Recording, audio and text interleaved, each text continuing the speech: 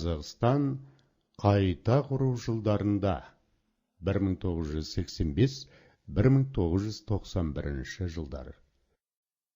Құрметті оқушылар, бұл тақырыпта 1986 жылға желтоқсан оқиғасы мен оның нәтижелеріне, Қарағанды кеншілерінің ереуілі және Жаңаөзен оқиғасына, Қазақстандағы саяси өзгерістерге тоқталамыз.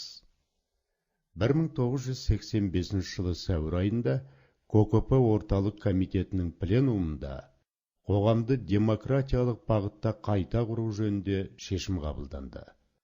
1986 жылғы 16 желтоқсан күні Қазақстан Компартиясы орталық комитетінің бірінші хатшысы Қонаев қызметінен алынып, оның орнына Мәскеу жіберген Колбин сайланды.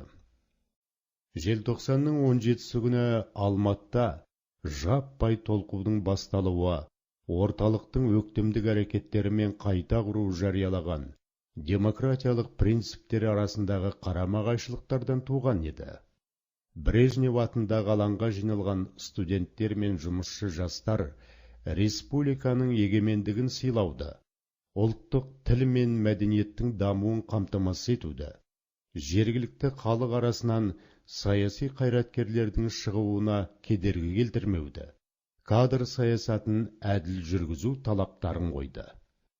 Алаңға әміршіл-әкімшіл басқару жүйесінің әдеттеріне көшкен орталық ішкі істер министрлігіне қарасты арнайы әскери бөлімшелері, әскери училищенің жеке курсанттары ерекше қатыгездігімен көзге түсті. Бұрқасын 86 деген құпия жедел жоспар жасалынып, ереуілшілерді ұстап жазалау басталды. Олардың қолға түскендері арнайы қабылдау орындарына тергеуге, ақпаратты есептеу жүйесі үйлеріне орналастырылды. Бейбіт шеру күшпен басылғаннан кейін аса мейірімсіздікпен жаппай жазалау басталды. Оқиғаға қатысқандардың ішінде Қайрат Рысқұлбековке жасақшы Савицкийді өлтірді деген айып тағылып, дәлелденбеген үкім Қайраттың мойнына артылды. Рысқұлбековтің өлім жазасына кесілуі дүниежүзілік қауымдастықтың наразылығын тудырды. Абақтыда азап шеккен Қайрат жұмбақ жағдайда қаза тапты.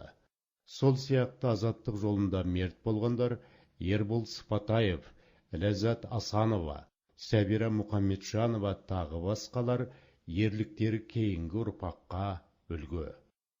Желтоқсандағы қазақ жастарының бас көтеруі ұлтшылдық бой көрсету емес еді. Өз күшінде тұрған әкімшіл-әміршіл басқару жүйесімен қақтығыс еді. 1989 жылдың маусымында Қазақстан КП орталық комитетінің бірінші хатшылығына Назарбаев келген соң, қазақ ұлтшылдығы деген айыпты атақтан арашылауға күш салды. Сонымен қатар қазақ КСР-індегі тілдер туралы заңы 1989 жылдың қыркүйегінде қабылданды. Бұл құжатта егеменді Қазақстан Республикасының мемлекеттік тілі қазақ тілі деп көрсетіліп, қазақ тілінің мәртебесін көтеріп, оны одан әрі дамыту ісіне кең жол ашылды. Сондай-ақ 1988 жылы Қазақстан Компартиясы орталық комитетінің қаулысымен 1930-1950 жылдары жазықсыз жазаға ұшыраған қазақ зиялыларының бір тобы ақталды. Олар көрнекті ақын философ Шәкәрім Құдайбердіұлы, жазушы әрі ғалым Жүсіпбек Аймауытов, жазушы педагог Міржақып Дулатұлы, тіл, әдебиет, саясат, журналистика салаларында мол мұра қалдырған Ахмет Байтұрсынұлы, атақты ақын, белгілі саясатшы педагог Мағжан Жұмабаев. Сондай-ақ кеңес билігі жылдарында әр түрлі жаламен айдалып сотталып кеткен қоғам және мәдениет қайраткерлерінің бұған дейін ақталмағандарының өзі жүздеп саналатын. Олар Әлихан Бөкейханов, Мұхамеджан Тынышбаев, Халел Досмұхамедов, Жанша Досмұхамедов, Мұстапа Шоқай, Құдайберген Жұбановтардың өмірі мен қоғамдық қызметіне қатысты шындықтар айтылған материалдар көптеп жариялана бастады. 1989 жылы жаңадан сайланған КСРО халық депутаттарының бірінші съезінде қоғамның дамуындағы дағдарыстың себептерін іздеу, талдау әрекеттері жасалды. 1980 жылдардың соңында саяси белсенді адамдардың ұйымдастыруымен қозғалыстар мен саяси бірлестіктер пайда бола бастады. Солардың бірі Невада Семей антиядролық экологиялық қозғалысы. 1989 жылдың 28 ақпанында Алматыда құрылған, ұйымдастырушысы және идеялық жетекшісі белгілі ақын қоғам қайраткері Олжас Сүлейменов болды. Қозғалыстың мақсаты халыққа аса үлкен қасірет әкелген Семейдегі ядролық сынақ полигонын жабу еді.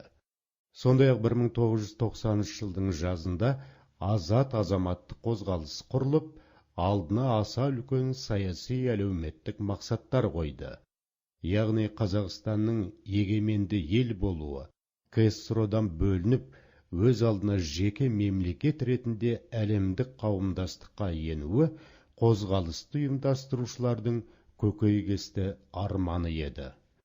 Сонымен қатар 1989 жылы шілдеде Қарағанды көмір бассейнінде істейтін жұмысшылар бас көтеріп, экономикалық талаптар қойса, Семей полигонындағы ядролық жарылыстарды тоқтату, одақтық министрліктердің монополиясын жою мәселелерінде көтерді.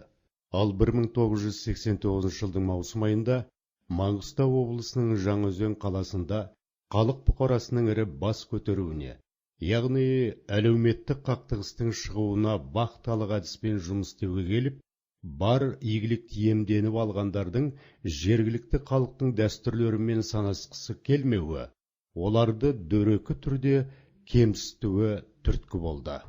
Қорыта айтқанда, КСРО-да басталған қайта құру демократиялық қозғалыстарының Қазақстандағы бастамасы желтоқсан оқиғасы болды. Семей полигоны жабылып, жазықсыз жазаланғандар ортамызға қайта оралды.